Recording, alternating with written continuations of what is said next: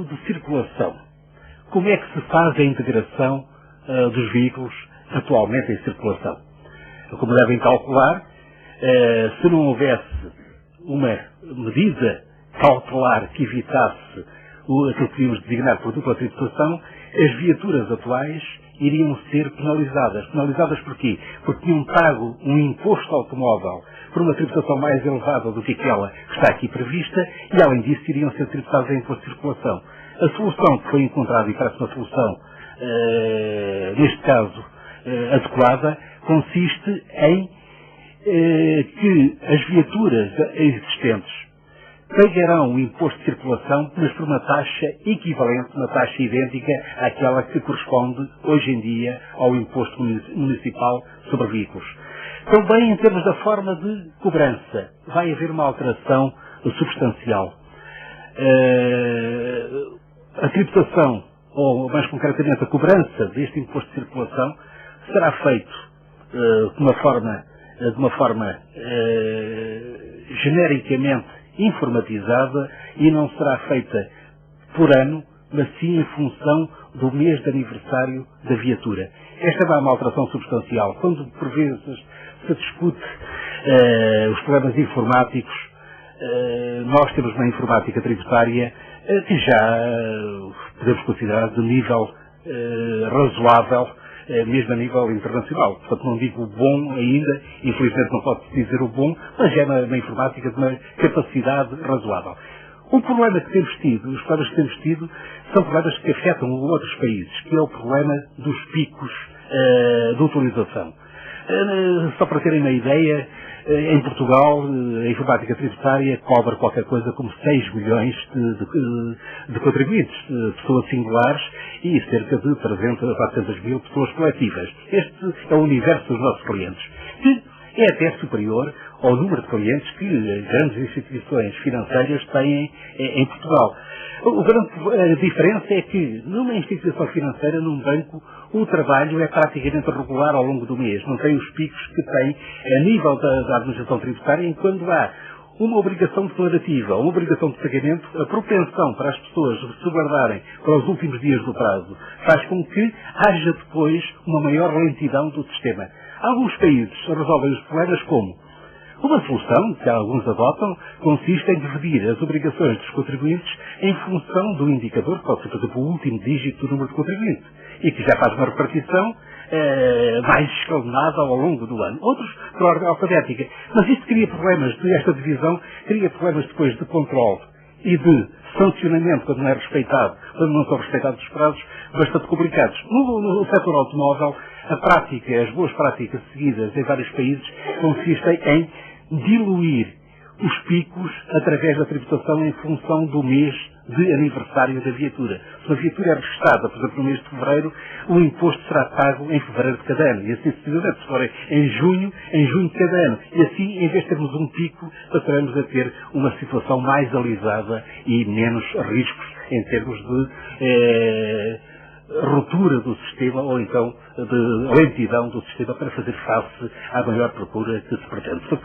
isto era só para explicar o que é que nós pretendemos neste domínio e é também aproveitar já as novas tecnologias que nos permitem evoluir já para uma solução tecnicamente mais adequada. Em termos globais, o que é que isto vai implicar? Era a pergunta que seguramente irão fazer. O que é que isto irá implicar em termos de receitas fiscais? Como sabem, e isto já tinha sido anunciado quando da discussão da proposta do Orçamento de Estado para 2007, iremos ter uma diminuição da receita fiscal nos primeiros anos em que vigorar o novo sistema.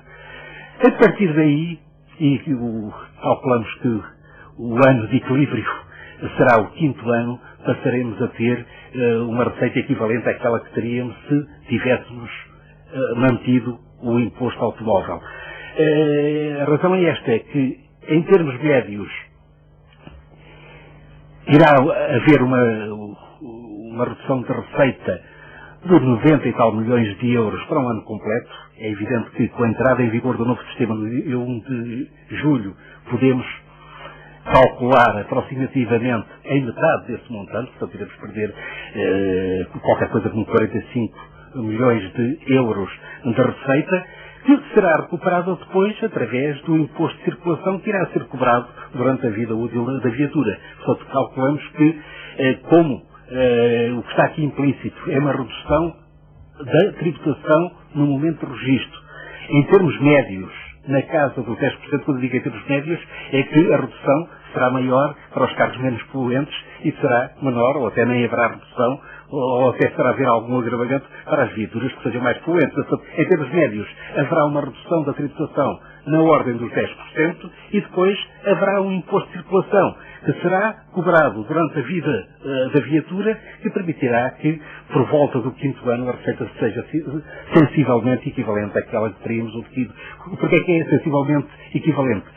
Vamos projetar a análise para daqui a 5 anos. Daqui a 5 anos, o Estado estará a cobrar o imposto sobre veículos do ano de 2012, por exemplo, e estará a cobrar o imposto de circulação das viaturas que foram matriculadas a partir de julho de 2007, que foram matriculadas em 2008, 2009, 2010, 2011 e 2012, algumas. Portanto, aquilo que acontece é que, em 2012, passaremos a ter praticamente o equivalente a 5 anuidades do imposto de circulação e, portanto, nesse ano a receita será sensivelmente equivalente àquela que seria cobrada se tivéssemos mantido o imposto automóvel com esta,